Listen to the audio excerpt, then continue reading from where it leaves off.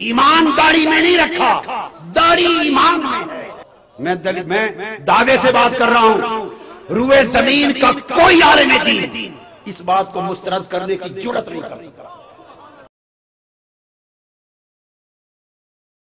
اچھا، ہمارے لوگ بعض شرعی معاملات میں افراط اور تفرید کا شکار ہوتے ہیں، کیا؟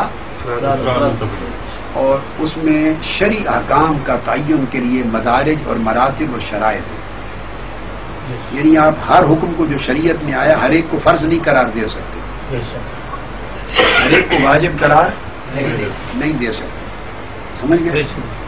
ہر حکم کو اسی طرح حرام قرار نہیں دے سکتے، ہر ایک کو مکروہ قرار نہیں دے سکتے، ہر ایک کو سنت نہیں کہہ سکتے، کوئی سنت میں آئے گا، کوئی مستحب میں آئے گا، کوئی مباح میں آئے گا، کوئی واجب میں، کوئی فرض میں، کوئی حرام میں آئے گا، کوئی مکروہ میں بھی کوئی تنزیہی میں آئے گا، کوئی اوپر تحریمی میں جائے گا، پھر کوئی ادھر اولا میں آئے گا، کوئی خلاف اولا میں آئے گا۔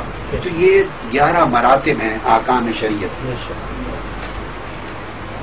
اب جن کو اس بات کی تفصیل سمجھنی ہو تو میرا ایک چھوٹا سا رسالہ ہے، یہ اجتہاد، فلسفہ اجتہاد اور اس کا دائرہ کار اور فقہی اجتہاد کے اوپر اور اس کے فلسفے پر میرا ایک کتابچہ بھی ہے۔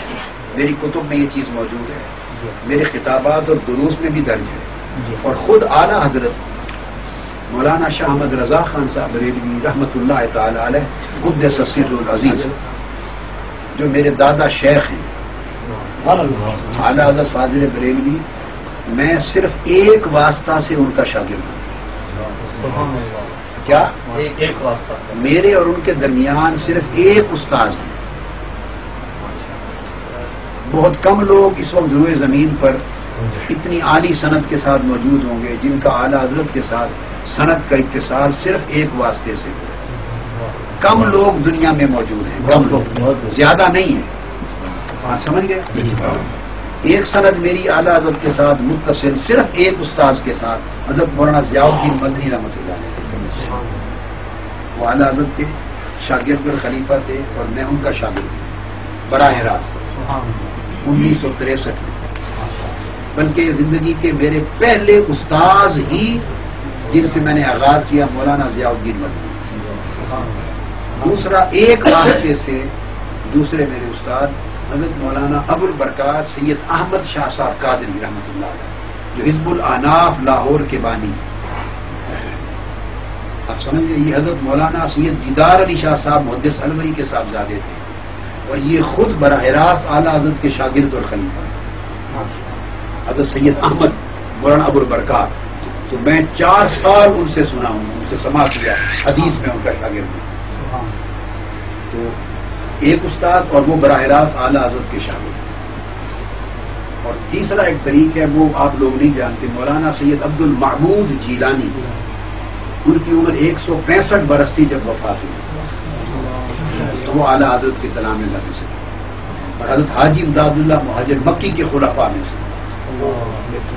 تو خیر، تو اعلیٰ حضرت کی کتاب جو فتاوی رضویہ، اس کی غالباً جلد اول میں بھی مدارج احکام 11 درج ہیں، تو ان سے پڑھ لیجیے۔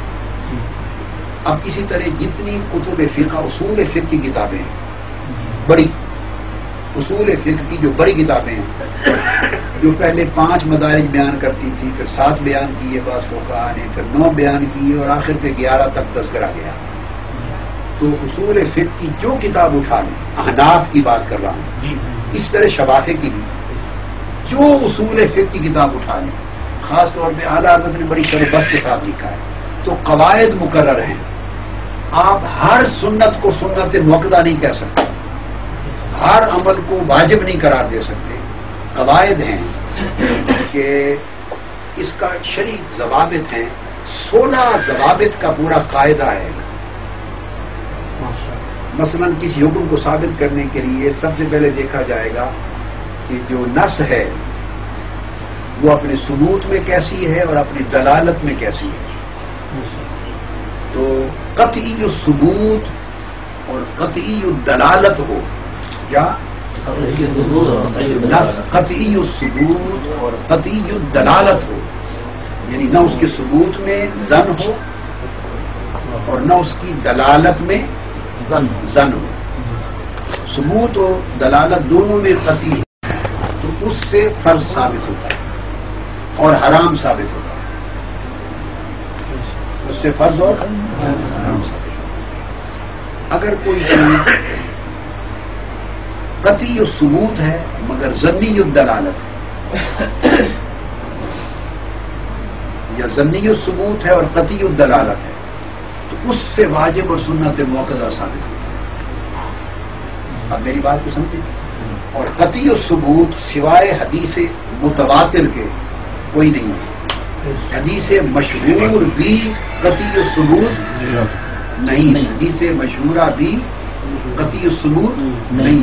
صرف حدیث متواتر ثبوت میں قطعی کہلاتی ہے. جب آپ اس سے نیچے آتے ہیں تو یہ اخبار احاد آ جاتی ہے. مشہور اور خبر واحد، مشہور اور خبر واحد میں پھر عزیز ہو یا غریب ہو، یہ اخبار احاد آ جاتی ہیں. تو ان کو قطعی نہیں کہتے، ان سے ثابت ہونے والا حکم ظنی ہوتا ہے. یہ ظنی ثبوت ہو جاتا ہے. جب ظنی ہو جائے ثبوت میں تو وجوب اور فرضیت نہیں رہتی، واجب نہیں رہتی، پھر وہ سنت آ جاتی ہے. اور اگر کوئی سنت اور کوئی خبر واحد ہو، ظنی ثبوت ہو، ظنی الدلالہ ہو، پھر وہ سنت غیر موقدہ اور مستحب اور اولا کے یہ درجات آتے ہیں. اسی طرح مکروہات میں چیزیں آتی ہیں. داڑھی رکھنا، کیا داڑھی کو رکھنا یعنی داڑھی کو بڑھانا اور مونچھوں کو کٹوانا. داڑھی کو بڑھانا مطلقاً، حد نہیں، کیا کہ کتنی مقدار نہیں، صرف حکم کہ داڑھی رکھنا اور داڑھی کو بڑھانا مطلقاً یہ حکم قطعی الثبوت ہے، ظنی الدلالہ ہے. اس لیے یہ سنت موقدہ میں ہے، یہ بھی واجب نہیں ہے. ظنی الدلالہ ثبوت میں ظنی الثبوت ہے اور قطعی الدلالت ہے. دلالت میں قطعی ہے، لہذا یہ فرض اور واجب میں نہیں ہے، یہ سنت موقدہ میں ہے. اب بات کو سمجھ گئے نا. شفافے تو فرض اور واجب میں فرق ہی نہیں کرتے، ان کے ہاں تو ایک ہے، ہمارے ہاں فرق ہے، ہمارے ہاں فرق ہے. تو داڑھی رکھنا اور بڑھانا یہ جن احادیث میں آیا ہے حق ہے. وہ حدیث چونکہ اخبار متواتر کے درجے پہ نہیں، وہ حدیث اپنی سند کے اعتبار سے وہ اخبار احاد میں ہے. ہمارے علماء امتیاز علمی نہیں کرتے. اگر 100 کتب حدیث میں بھی آئی ہو تو 100 کتب حدیث میں درج ہونے سے وہ حدیث متواتر نہیں بن جاتی. کوئی پڑھنے نا فلاں میں آئی، فلاں میں، بھائی 500 کتب میں بھی درج ہو گئی ہو تو حدیث متواتر نہیں بنتی. حدیث متواتر کی ایک تعریف ہے، امام اسقلانی کو پڑھیے شرح نخبۃ الفکر میں، اس کی ایک تعریف ہے. یہ تقسیم امام اسقلانی نے کی ہے، پہلوں کے ہاں یہ نہیں تھی. تو اس کے شرائط ہیں. لہذا یہ اخبار احاد میں جب چیز آ جاتی ہے تو یہ سنت موقدہ ہے. چونکہ آقا علیہ السلام نے بار بار یہ فرمایا اور صحابہ کرام انبیاء علیہ السلام کا اس میں تواتر ہے، چونکہ عمل کیا ہے، اس وجہ سے موقدہ بن گئی ہے. اجماع امت، اور اس اجماع امت ساتھ مل گیا نا، تو اس وجہ سے یہ موقدہ ہو گیا. مگر اجماع امت یاد رکھ لے، اجماع امت خود حکم کا مثبت نہیں ہوتا، حکم کا مظہر ہوتا ہے. قاعدہ یاد رکھ لیں اصول فقہ کا، اجماع امت مثبت حکم نہیں ہے، مظہر حکم ہے.